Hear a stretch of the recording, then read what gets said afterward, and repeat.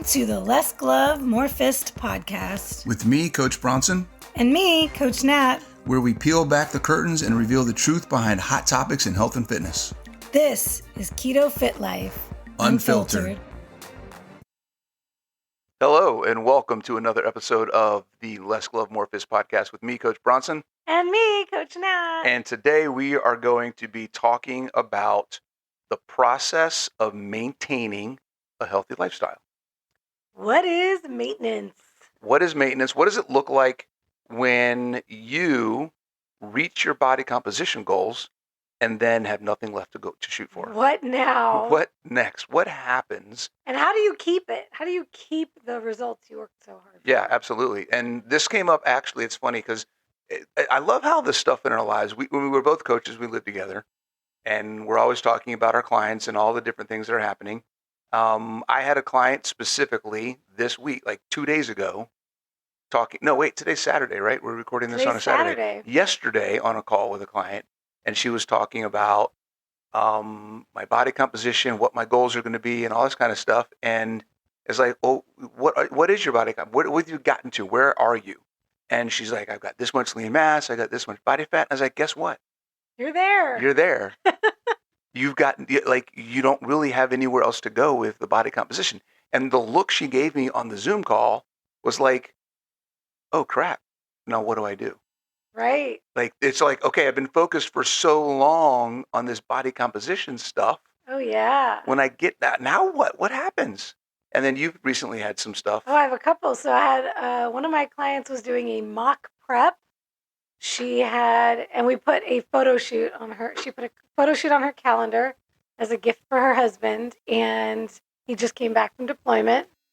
So for her, it was a personal goal she wanted to basically go through a prep like she would if she was competing, but she didn't want to get on stage. Gotcha. So she just had her photo shoot day. So that was like show day, right? Yeah, and now it's like she's never been to this level of leanness that she is now. She's never had this kind of body composition. So now we're talking about what's next with her. And then my other client who was prepping for her wedding.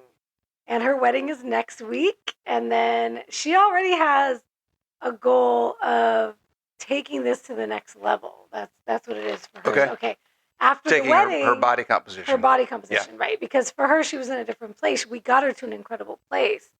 But now she's in a place where she could start a prep for a show. And she kind of had that in the back of her mind, was like, one day I want to compete in a show. And then she thought, well, what better time than now? I'm going to be getting married, having my wedding, and I don't want to backslide. This is a big thing for people. Yeah. When we talk about maintenance, I think a lot of the time the reason why we keep setting body composition goals is because we're just so afraid of going back to where we started or going back to where we were before we hit our goals.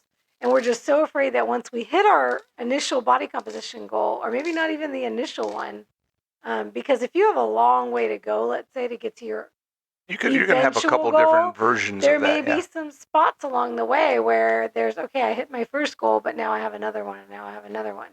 But I think that we can get into the habit of just continuously setting new body composition goals out of fear of backtracking back to our old life. Sure. So we can definitely talk about that. I think that's one, is doing it out of, like, I have to have a body composition goal because that's going to keep me moving in a direction on track. Right here on track. But then the other thing, and you guys have all heard me talk about this, is I think a big part of it is we are so ingrained that how our body looks and what our body composition is what we need to do to be fit.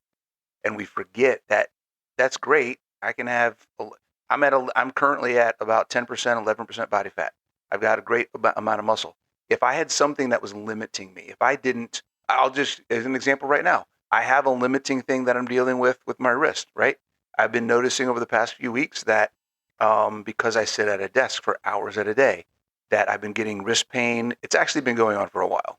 It's been going on for months. And I thought it was because of bowling. You just told me this today, well, by the way. no, because I've been having the elbow pain. Yes. right? elbow, And we yes. thought originally it was one of two things. One, my bowling, because I bowl pretty regularly, and two, it really started flaring up when I started BJJ again. Mm-hmm. So between the two of those things, that's kind of what we were thinking. But I came to the realization just a few days ago that it's because I'm sitting at a desk. I think I have carpal tunnel. And the reason why is because if I try to do a certain movement where I'm flexing my wrist and trying to engage the two fingers on my hand that control my mouse, my trackball, those two fingers they're not as strong at holding the position as the rest of my hand and my other hand are. I have a physical limitation because of that limited range of motion that I have in that hand. So I'm strong. I got a bunch of body fat, but I have issues and pain in my wrist. I have things that I have to be careful of doing because I have a limited ability to move my wrist right now because I haven't taken care of it. So the function of our body, regardless of our body composition, will impact our quality of life. And it's something, for me, it's something as little as my wrist and my fingers. It's not a super crazy, like, I blew out my knee or blew out my shoulders or anything like that. Okay, guys, you have to understand this right now. We're talking, and she's taking this opportunity to take selfies of herself that she's going to post for content, I'm assuming. I also took pictures of him, by the way, while he's talking. But since I can't do that with myself, I had to do a selfie. We need to film more of these.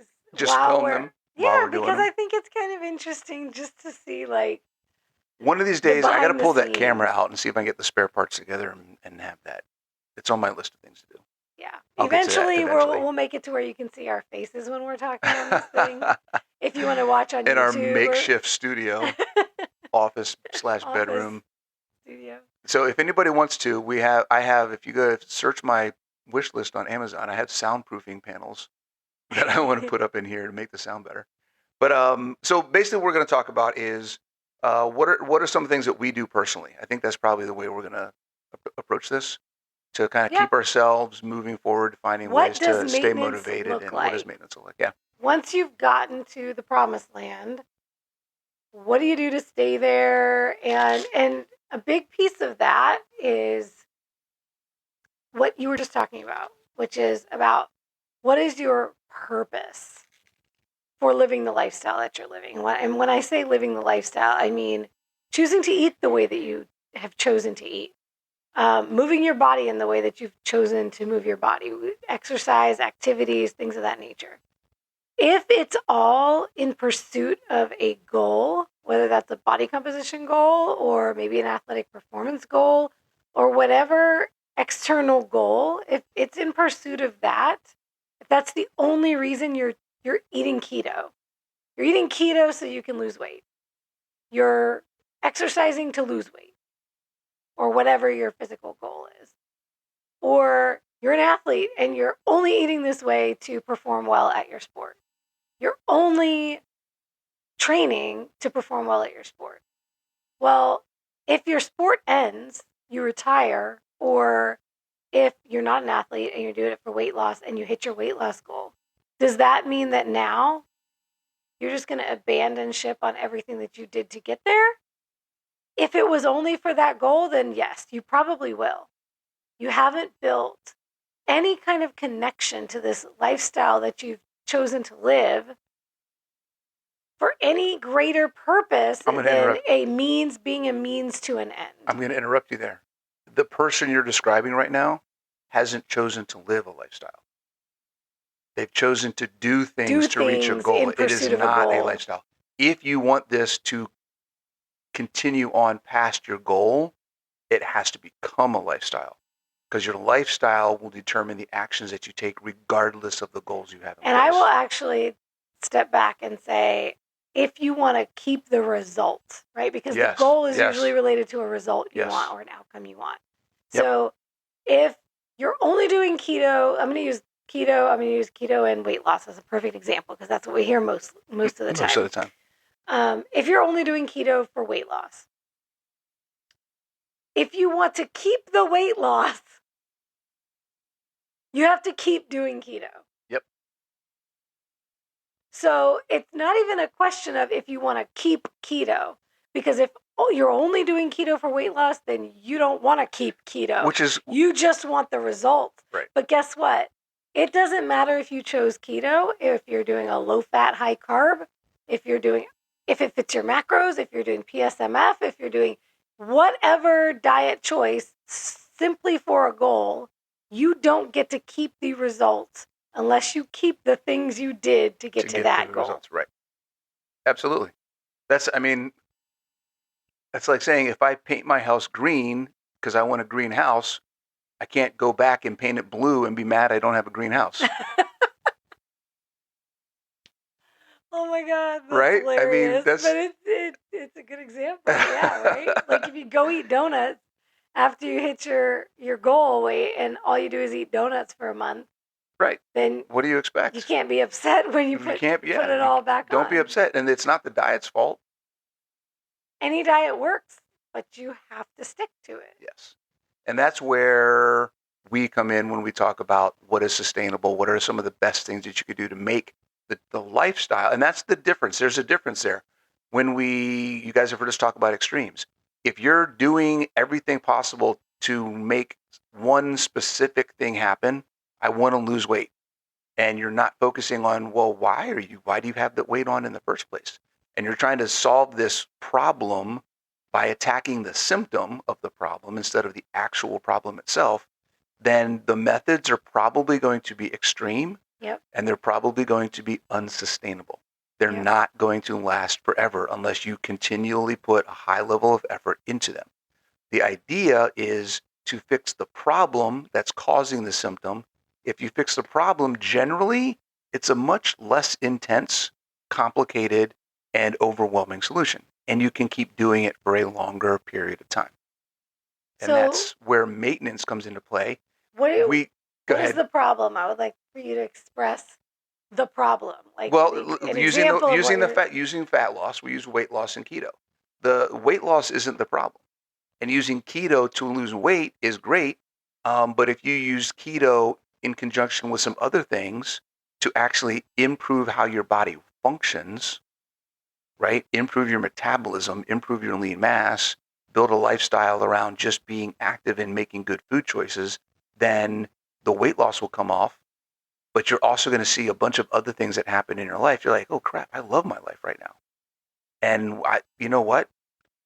In some cases, in some cases, we can say the weight may come off. In some cases, the weight may not come off as much as you want it to.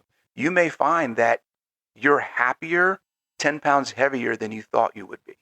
Oh, absolutely. I see that all the time. Right? Yeah. So, I see people all the time. Exactly the same thing. I see people all the time. They're like, I am having so much more fun. I feel better about myself. I have more confidence. I feel all of these things because they're approaching it from a different way. They're not just trying to lose weight. They're like, how can I just make my life better?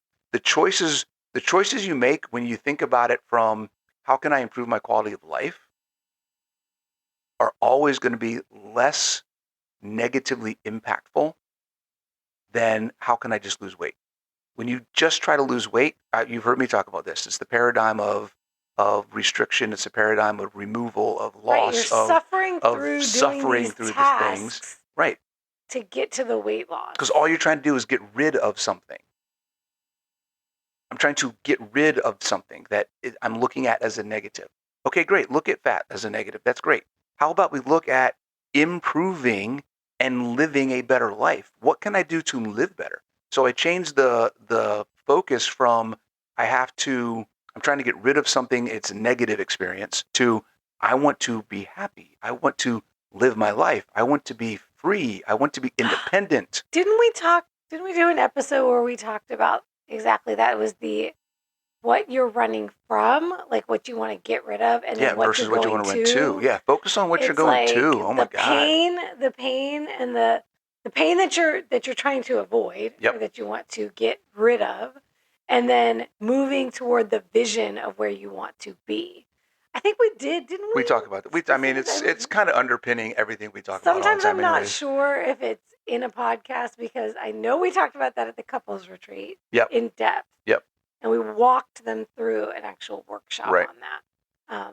But now I can't remember if we talked about it on Can't hurt to talk about it again. Y'all tell us if we went into that in depth, and if not, we can do it in a future episode. We can actually do a walkthrough. Pain to purpose. Yeah, pain to purpose.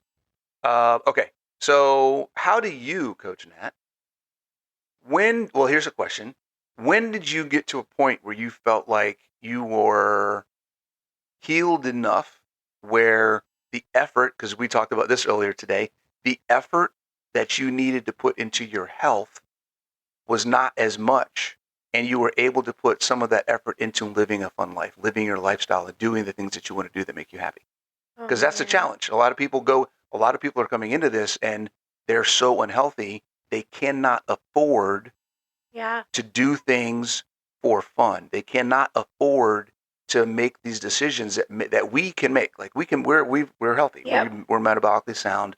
We don't have any health issues majorly. If I decide that I want to have some ice cream someday, I can do that. I have a good relationship with food. I Mm-hmm. understand where I'm at with it. Thanksgiving, I had Oh, yeah. pumpkin pie and cheesecake. I enjoyed every single freaking bite. And I didn't feel the need the next day when we went back to my mom's house to be like, "Ooh, I want some more." It wasn't something Right. that You didn't have just any the bothered next me, time. you know? Right. So being able to do that and being at that healthy place mentally Yep. and physically opens up some doors. And a lot of Absolutely. people aren't there. Yep. So you are probably, in some ways, I think you're across that threshold. In other ways, you're still in the doorway. Still How does battling. that work for Yeah. you? Yeah, absolutely. So, I mean, my journey, okay, so my initial healing journey was now about to be 2023. Is that crazy? So, wow. Okay. So I think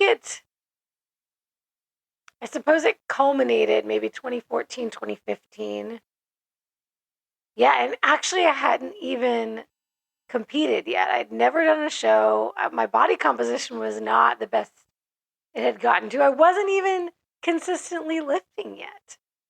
But my healing happened through adopting the paleo diet. And this was before I ever went keto. So this was like 2014, 2015 was when I Wait, was. something besides keto helped you? Oh my gosh, there's other things out there? Honestly, I was just thinking about this that paleo, I actually think, is more fringe and more countercultural than keto is. Interesting. Um, Okay. because it's more about the quality of the Yeah, food. oh, that so fits It's you. more focused on real food Real food. Yeah. than keto. But even the source of the food, Absolutely. not just whole food. It's like, where did this come from? Right. It starts with whole food, real food. And actually, I did my first Whole 30 in 2013. So it's been almost Okay. 10 years since then. But I started the transformation journey in 2011. Yeah. And that's when I had all of my chronic health conditions and the things that were keeping me from living a full life and feeling good in my life. And I was on a lot of daily medications for those, like management, maintenance medications, they call them, right? Mm-hmm. I was just reading a post about all I want for Christmas is for doctors to stop saying that you're going to have your chronic illnesses your whole life. And like, that's where I was. I was in a place where doctors were saying this is just going to be your life and you have to stay on these medications forever. Not, and telling me nothing about changing lifestyle. I found out all of this on my own and went down my own path. And 2 years later, not even 2 years later, yeah, maybe about 2 years. So from 2011 to 2013, when I did my first Whole 30. That was when I did my first Whole 30, I had just come off birth control. And that was the very last pharmaceutical medication that I removed. Okay. I Yeah. had already removed everything else. So it was the very last thing to come out. And so that's when I would probably say it really kind of the I'm now living in optimal health Mm-hmm. started. That was just the beginning. I was dealing with a little bit of kind of IBS stuff at the time. Right. As my gut microbiome adjusted to the new way of eating. But it was like cleaned everything up, right? Mm-hmm. Like 100%. And it was like a 180. It was like, that was when I started feeling like, oh my God, I didn't know how good I could be. Yeah. I didn't know this was possible to live life like this without chronic pain, without stomach, problems, Mm-hmm. without, and I was on antidepressants for GI meds. Wow. Like, it's insane. Like, I mean, it was messing with my brain chemistry. So there were it was a host of things. chronic sinus infections went away. And it was like, I used to get them 3 to 4 times a year. Hmm. So that was where it was like, oh my God, I can live this way and feel good. And I felt like I could outrun a tiger after a meal. I love it. It was like, what? Like I used to have to lay That's down on why the you're couch always after running a away meal. from me. That's why she's okay. I was just trying to wonder. You're not a tiger. You're the king of the jungle. I think I have to second the feeling. There's just a, I didn't have 150, 200 pounds to lose like some people have. I lost about 70. I mean, I didn't lose a little amount. I lost about 70 pounds. Which thinking that is like, holy crap.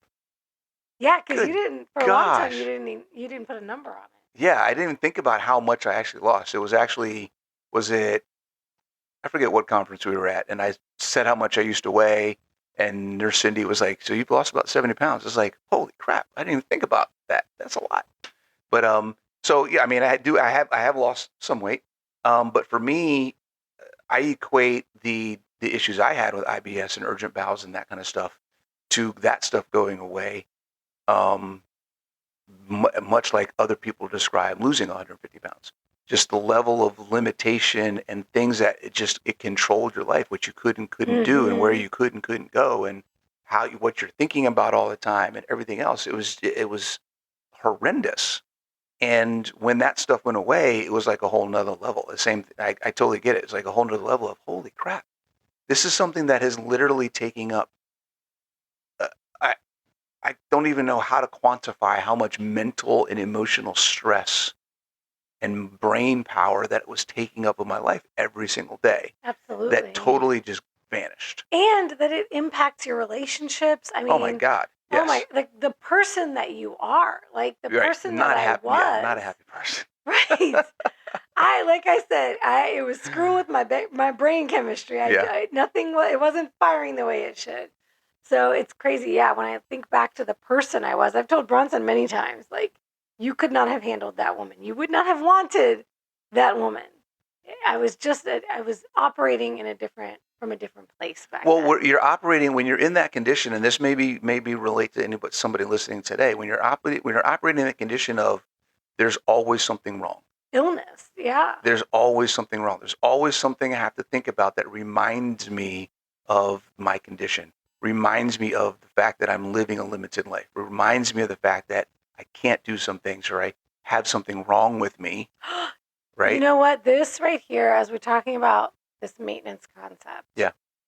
This, I think, is what's so powerful about us having created a lifestyle with this. Mm-hmm.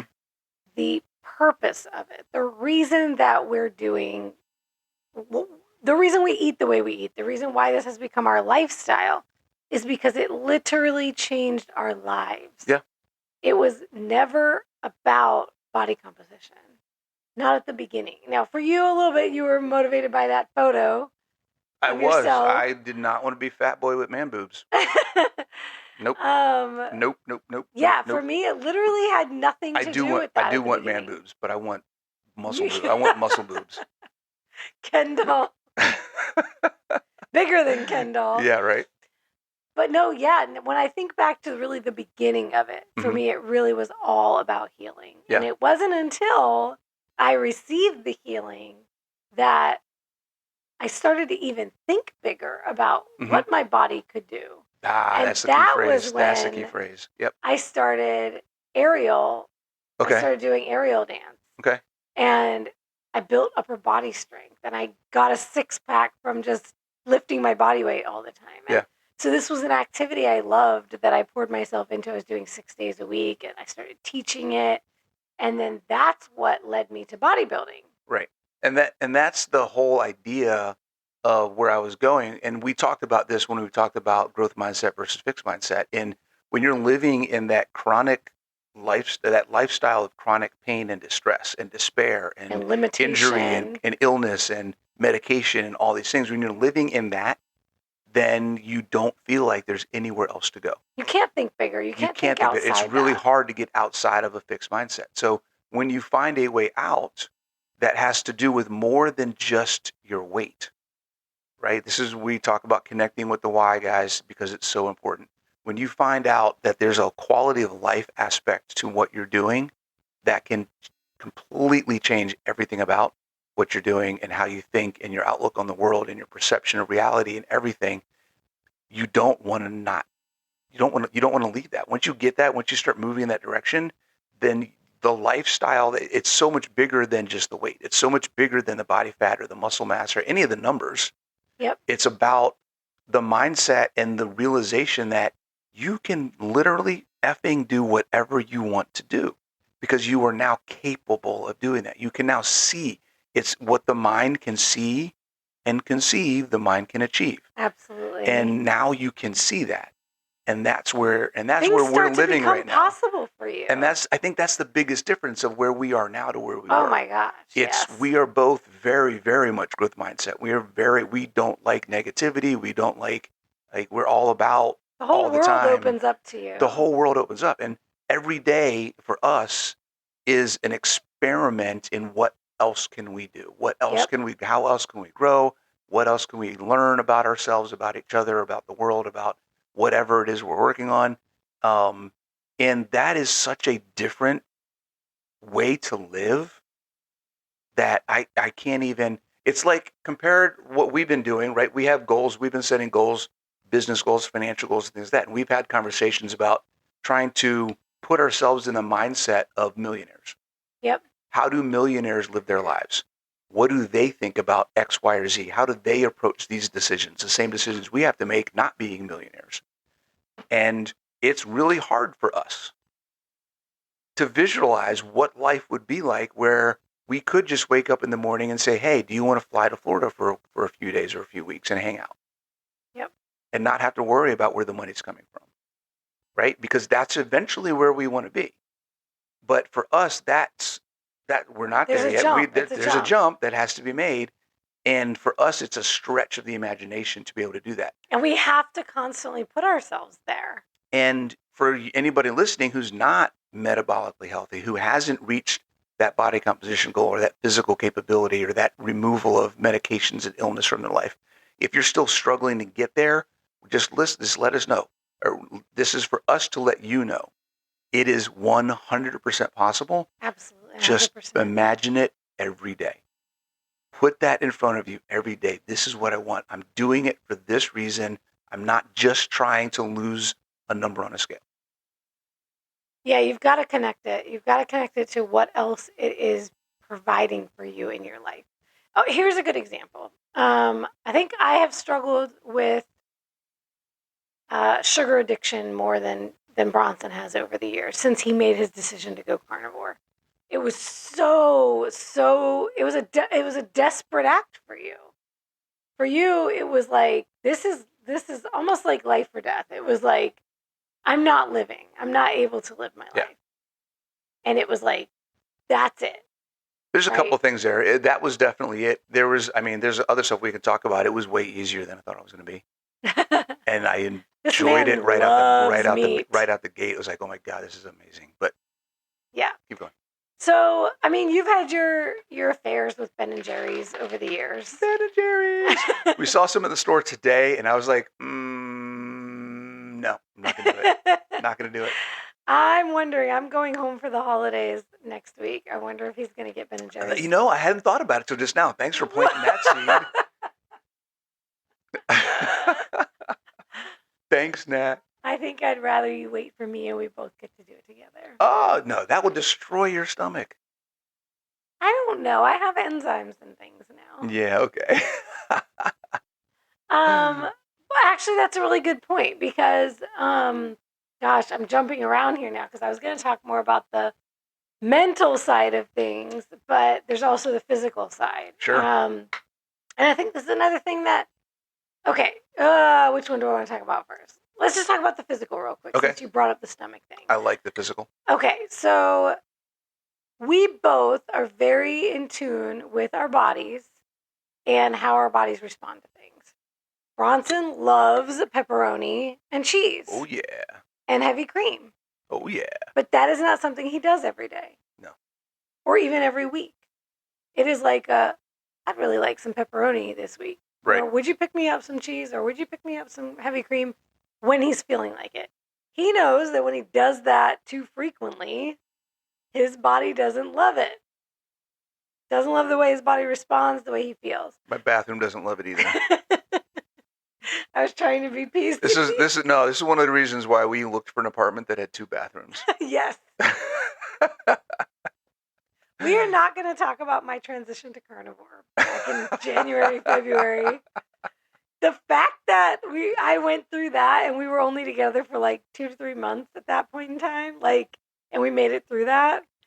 That right there tells you that's it. This is for life. Hey. That was a struggle, and that's interesting. I should definitely do a YouTube about my transition to carnivore.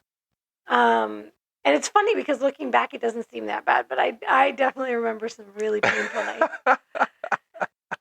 Anyways, when I started my journey, gut health was one of like the first things, the priorities for me to heal. Mm-hmm. I had a lot of issues with food, and there were certain things that really messed up. I mean, it felt like food poisoning. I would be doubled over in pain kind of thing. Dairy was definitely one of them, and grains for sure. Okay. And so nowadays, when let's say I'm confronted with an opportunity to cheat.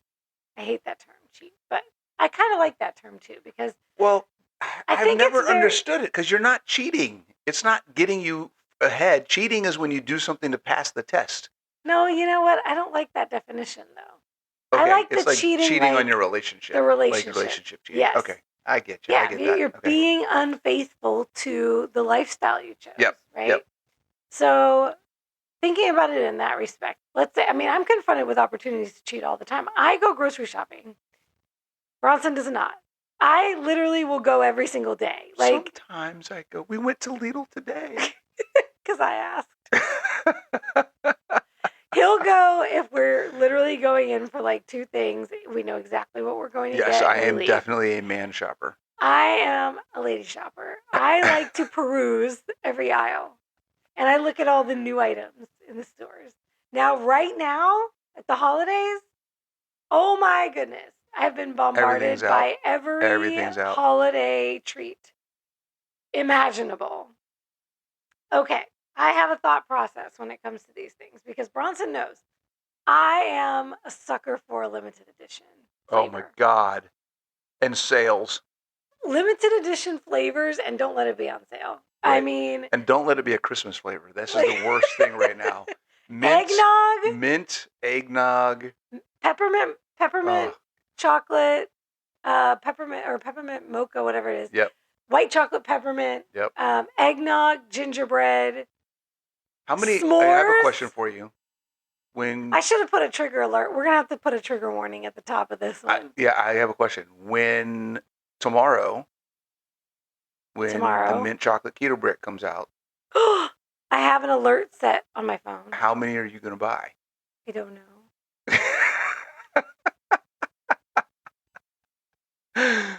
Guys, she saw that and flipped yesterday. She was like, oh my God. I don't know how many I'm going to order, but I will say this. If we get it before I go to my parents, yep, I will just bring one with me so that I have to okay, really... we need to put them in the storage unit or something because I'm trying to cut before Costa Rica. Oh. And if you keep all those keto bricks here, they will be gone. I need to bring one with me for the whole week or maybe 2 because it'll be 10 days.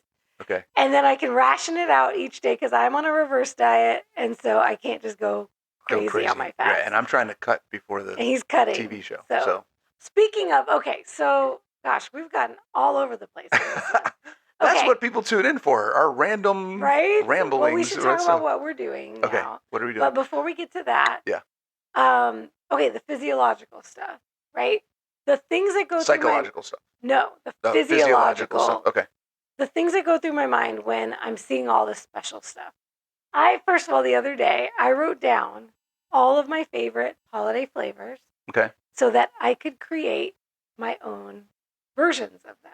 Okay. You have flavorings, and we have protein powder and all the coffees. Yes. And stuff. So, because part of what goes through my mind is, okay, let's think about what this is going to do to my body. Mm-hmm. It's the first thing that keeps me from just buying all of it and just eating it anyway. Sure. Because what we were talking about, or part of why we wanted to do this episode, was we're like, okay, we can quote get away with a lot right now. Yeah, like absolutely. we're in such great shape metabolically and physically that we could binge probably once a week and still be fine. Mm-hmm. But why do we not do that? Right. Right? And look, I have a lot of evidence in my past that I know what's going to happen if I do that.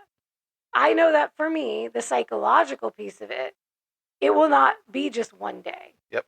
It will become every day for a matter of months until I've put back on not only all the body fat that I worked really hard to get off, but I'm now sick again. Yeah.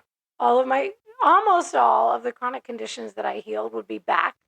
I know this for a fact because I've done it before. Because in between shows where I was in a low place mentally, I let this stuff happen to me. And then what would happen? Chronic sinus infections come back. Like, it starts with things like that. I get ill more often. I'm more susceptible. My immune system is down.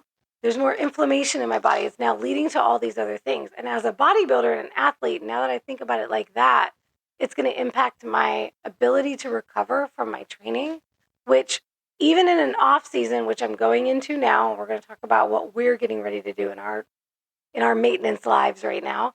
But going into an off season, meaning this is my building season. This is where I'm going to be, eating a little bit more, over time, and lifting heavier and trying to put on as much muscle mass as I can before I do another cut to get to stage again. Jacked. So it is incredibly important that I recover well. Yes. Because muscle is broken down in the gym, but it is built in recovery. So I need to be able to recover. If I'm putting things in my body that are inflaming my body and making my body ill, essentially, that's basically what you're doing when you're putting toxic substances into your body, it's not going to be able to perform its best, and it's not going to be able to recover its best. And then I'm going to be more likely to get sick more frequently. And it can lead to, there have been years in the past where my heartburn came back, my acid reflux, like all of these things that I'd healed way back will come back with a vengeance if that old lifestyle creeps in for more than just a day or two here or there. I totally forgot about heartburn. Oh my God, it was terrible before. I'm trying to think now. Like I can't remember when the last. I mean, I've been so focused when I tell the stories about my gut and urgent bowels and all the other issues I was having. Like I totally forgot about heartburn. That was a huge. I can't thing remember that the last dealt with. time that I've had. I used that to I've had pop heartburn. Tums like candy. Oh my God, Tums and Pepto. And oh my Pepto, God, all day long. Oh my gosh. I used to have the multicolored Tums in my bathroom and in my bedroom. Oh, I had them in every purse. Like, yeah. Oh my God. Yeah. Yep. Heartburn. Holy crap! I forgot about heartburn.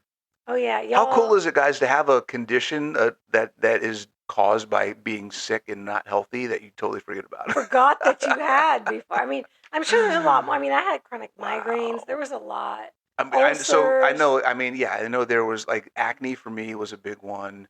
And that's a big one with dairy now. Yeah. So my gut issues are not nearly like they used to be. Like it used to be if I ate dairy, it would be a disaster. Now it's not so much a gut issue, but my skin, if I do it more than, let's say once, right? Like if I do it a couple of times in a week, or if I have a lot, like when we went to the modern Stone Age kitchen, and oh my God, they had all the most amazing cheeses. Oh, that cheese was so good. So I just let myself eat the cheeses. Yeah. It was just that one day. And if it had been different cheese, it probably would have been way worse. Oh, way worse, I'm sure. And it probably would have impacted my gut. Yeah. And it really wasn't an issue for my gut, but my skin started breaking out in less than a week. Yeah. Just a few days later, I started breaking out. So, and that's typically what I see now when I do the dairy. It's skin and it is sinuses. Right. I will immediately start getting that sinus pressure in my face. Yep. My ears, my lymph nodes swell up. It's like my body knows there's an inflammatory substance. Yeah, yeah. Just to follow up what you're talking about, the physiological and just the thinking process of what it's going to do to your body. It's not just what this is going to do to my body, but it's also what is the lifestyle I want to live. So you said something, you were saying like, why don't we binge? Why don't we do this every week? Why don't we just go out every week? Oh yeah, why aren't we and like get a fitness Ben and Jerry's? influencers who are like, Oh my God. Friday, Guys, pizza day. In the 12 years that I've been doing this, people in the fitness industry have the worst nutrition habits. Oh, it's They're terrible. the drunkest people I know. Oh, They eat the worst foods, but they go in and they overwork themselves, and they have an unhealthy relationship with food and exercise that makes them look good. Oh my God. That's a whole nother discussion. We don't want to get... Wait, real quick. I have to say something that drove me crazy. Okay. One of the competitors who won a title this weekend, this past weekend, posts on her Instagram like a professional professional photography of her with pizza and ice cream and all the things.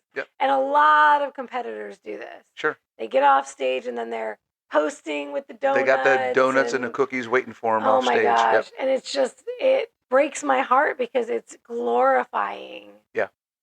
It's glorifying. If I look like this, then I can eat like that. And correct. Guess what? You can have both. Like, you're destroying your insides. Yep. You're destroying. Well, and think about this. This isn't even, that's just the one side of it. What did she have to do to get there? Right. That's how she's eating. And a lot of these the competitors tactics that they're using to get to where they are, to get their body look. Again, guys, I said it earlier.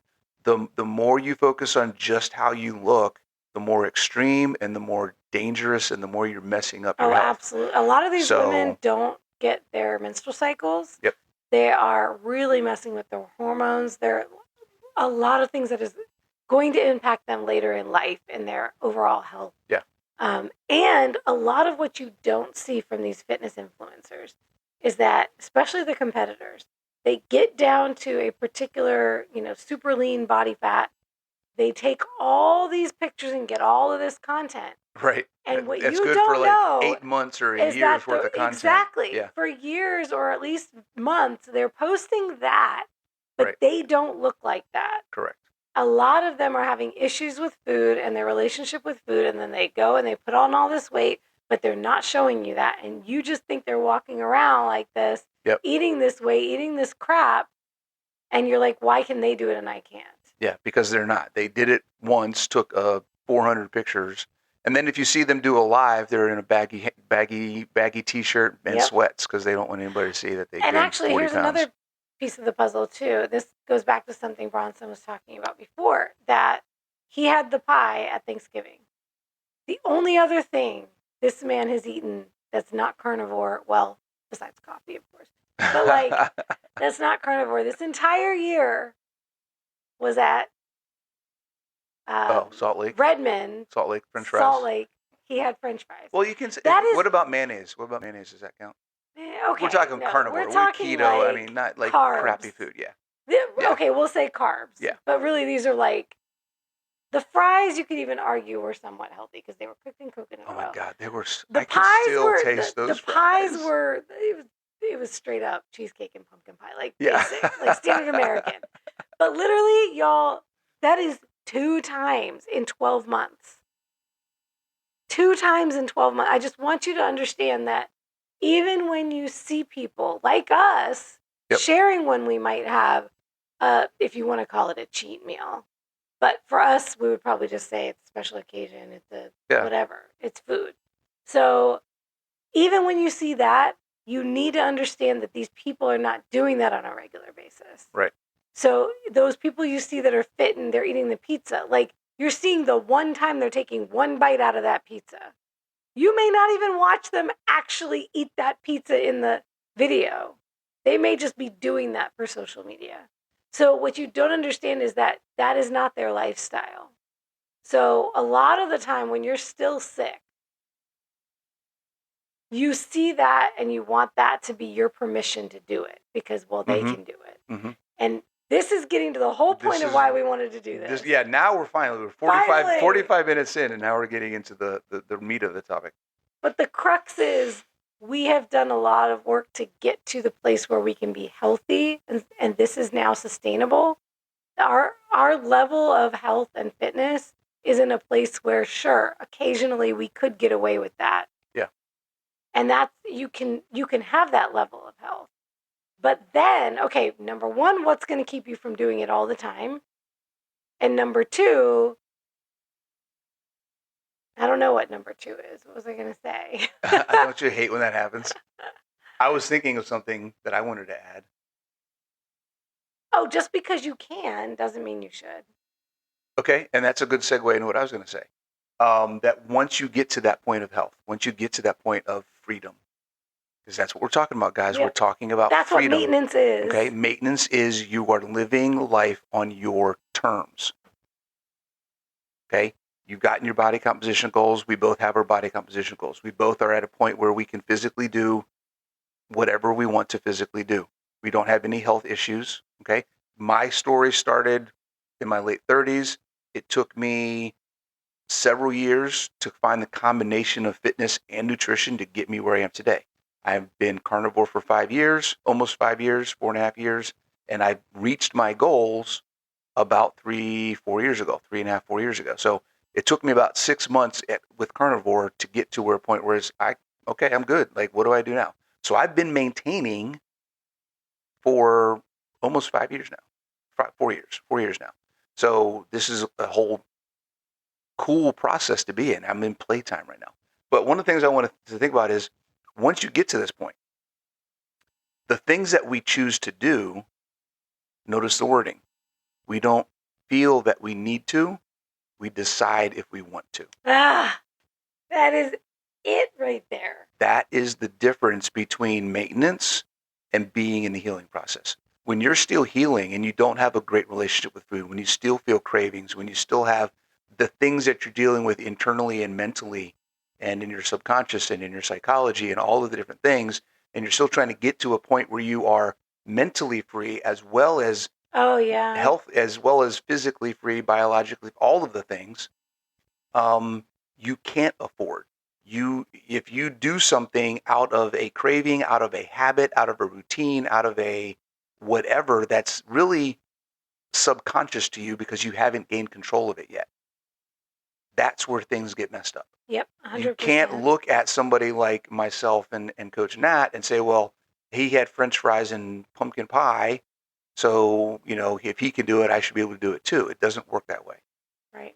I'm at a point where I'm not attached to that pumpkin pie. Right? I'm not attached to the need for what that pumpkin pie is going to do for me. I just wanted some pumpkin pie. And guess what? He didn't beat himself up over it the next Not at day all. either. Not at all. He wasn't like, oh my God, they're going to take my carnivore card because I ate pumpkin pie last night. Like, oh my God, how am I going to live with myself? Right? What am I going to do? What do I have to do now? Do I have to go? Right. What do I have to do now? Do I broke cardio ketosis. today? What do I have to do now? Yeah. No, and you don't do anything different. That's a different weekend. That's a whole Oh yeah, other we'll thing. talk about that. But so just understand that that's a good way to know if you're ready yet. Oh yeah. If you go off track and then you feel like crap and you beat yourself up because you went off track, then you know you're not ready to be off track. Boom. Okay, that's a good way to know if you're at a point mentally where you can handle doing something that you know isn't technically good for you. Right? I know that technically alcohol is a poison. I am physically and mentally at a point where if I wanted to go out and someone said, hey, do you want a glass of bourbon? I could say yes, and it would not bother me one single bit. I would have a hangover from hell tomorrow, but I would know that going in. Yeah. Do I want to enjoy this or not? Do I want to or not? Because I've put the investment in, I put the time in, I put the effort in, I put the work in to get to this point over 7-8 years of time to get here. Mm-hmm. So I'm at that. It's the money thing. It's the whole money thing. Yeah, we've used that analogy before of like it's like budgeting. Yep. Right? It's like if you're either investing, you're either putting money into savings or you're taking it out. Yeah. And And many people are in debt right now, so they Right. can't afford to be You paying can't afford to any. be Yeah. playing around with the pumpkin pie. Right. But also, I love the track analogy because we constantly hear this. Oh, I'm off track. I need to get back on track. I'm getting back on track. I love that what you just said. I don't know if you even noticed you said this. If you're wondering about if you're spending all this mental energy on beating yourself up because you went off track, you're not ready to be off track. Mhm. I don't know if y'all caught that. He said you're not ready to be off track. So for many of you, what you're probably thinking of when you hear the term off track, it means not eating keto or not eating according to the diet that you need to be eating to get your weight loss or whatever it is. You only need the track when you have a destination you're trying to get to, the goal, right? Like you need that track right now. You can't be trusted to be off the track on your own. That's some deep shit right there. Walking on your own 2 feet. Off-road doesn't have any maps. Like that's just you walking, making your decisions day in, day out. That's what it is. So really being off track is the goal. Like the goal is to be able to be off the track, to not need the track. Oh, dang. All right, we're done with this episode. I'm imagining the image that's going through my mind right now is like the horses in the merry-go-round hopping off and just going that are like now free to run. To go. Yeah. I'm thinking of cars on the road who, because I use this analogy, the idea of restriction. God, I love you. The whole idea we talk about restriction, and you can go anywhere in the country you want to go if you follow the rules of the road and you stay on the road. Yeah. When you are ready and able to, and you reach that goal of health and physical freedom and a good mental place around and relationship with food, then you get it's like getting a license that says you can now go off road. Oh, and that's so much fun. And go wherever the hell you want to go and explore everything. I'm imagining like the what are those things little called? Doom buggies or four-wheelers. Yeah, you get your own little four-wheeler and you go wherever you want to go. Dude, that is awesome. That's what it is. Freedom. It's playtime. That's what freedom is. And okay, I'll wrap it up by saying that we were going to talk about what we're doing now, but we can do that in another episode. Yep. But where I'm at right now is I actually, after over 7 years of bodybuilding, I now feel that. Okay. It's taken me this long because after my initial healing period, when I did get into bodybuilding, that's when all the mental stuff started going crazy. That's the show. This show did that for you. This prep. You came out of this prep in this show, and you came out of last weekend, and you're like, okay, I've arrived. Let's freaking do this. Let's freaking do this. Yeah. So I will say, honestly, when you asked that question at the beginning of the episode, like, when did you feel like you finally got that place? It's like, I know when I got the initial healing. Right. But then I backtracked because I focused on the physique. I was so focused on the body composition goals.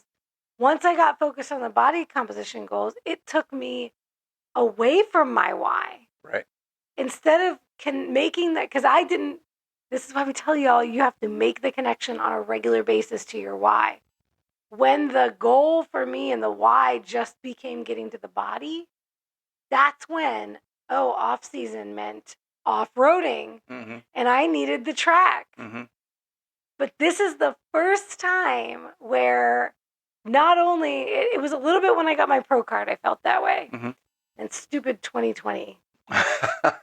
Stupid 2020. Bitch slapped me in the face. You and everybody else. When I first got the pro card, I felt it. It was like, I'm a pro athlete. This is where I stay. This is where I live. Like, this is maintenance. And then 2020. Well, 2021 was healing all over again, the mental and emotional healing that was needed to where I could go into this prep in a new place mentally and emotionally. And I had the support of the 2 men in my life. Why you got to keep bringing him up? My Bronson and my coach.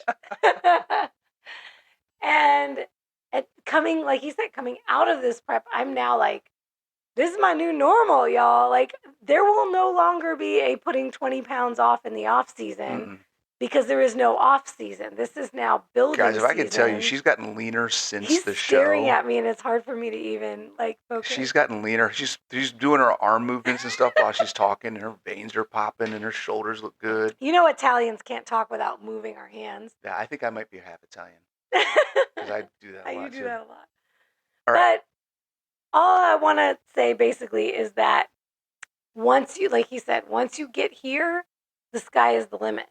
So amazing. what we do now from this maintenance place is we get to set new goals based on whatever we want. See what happens. Right? Yeah. BJJ for you. Like, I want to get back into dance. There's, I want to start doing that. You can just imagine anything you want to start doing. I'm in the Senior Olympics, dang it.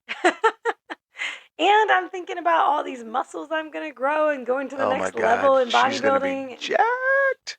She's already jacked. She's going to be jacked. I have a goal to crush watermelons next summer. You could do that now. You think? Yes. Well, we need to test it out. Trust me. Yes. On that note. Take it easy, guys. As always, if you have any questions, if you have any recommendations or ideas, things you'd like to hear us talk about, please let us know. We love talking about this stuff, and hopefully it's helping you guys find answers to your questions or make you start asking some new questions. Getting curious. Right? Opening your mind up. Yeah. All right. So as always, don't forget to eat, lift, sleep, repeat. Take it easy.